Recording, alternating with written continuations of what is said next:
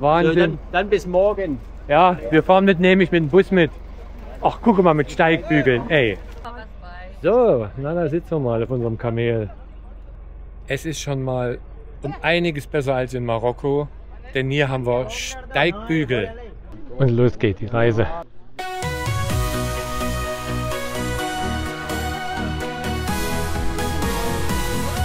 Wir schaukeln auf Kamelen im Sandmeer dieser Welt. Die Sonne brennt vom Himmel, doch das Abenteuer zählt. Im Takt der Wüstendünen, wir lachen laut und froh. Mit Kamelen durch die Wüste, wir machen's richtig so. Die Kamele traben stur, eins hinterm anderen her. Na klar, das ist die Tour. Wer nicht reiten wollte, sitzt hinten auf dem Karren und lacht sich halb kaputt, wenn wir im Sattel narren.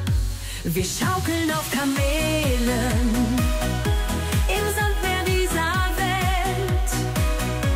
Die Sonne brennt vom Himmel, doch das Abenteuer zählt.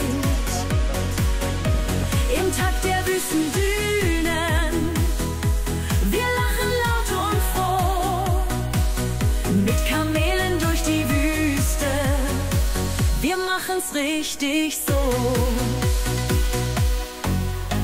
Ein Zeltcamp in der Ferne, oh, das sieht gut aus. Doch bis dahin schaukeln wir, kein Zurück, kein Paus. Die Beine schon ganz taub, die Sonne brennt uns rot. Doch alle bleiben tapfer, sonst wär's ja nicht so groß.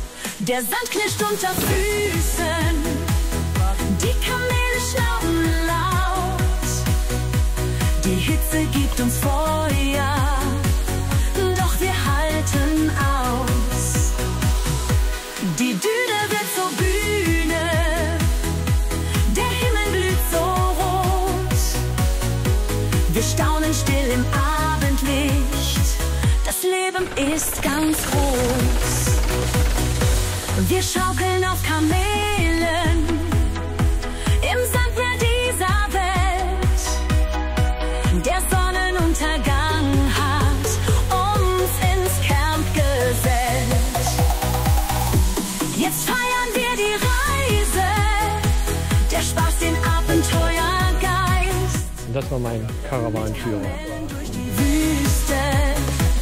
Wer ist hier kaputter, die Kamele oder die Leute?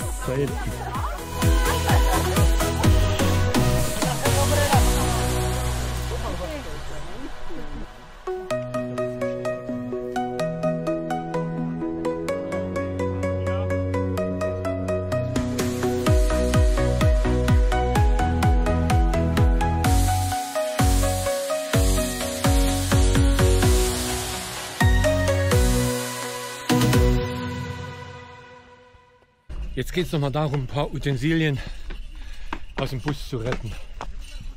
Ins Zelt zu retten quasi. Was denn? Die Sonne geht gleich unter und wir machen unser Zelt fertig.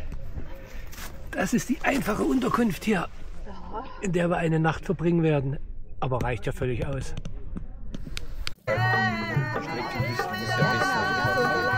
Einmal das Messer, einfach das Messer.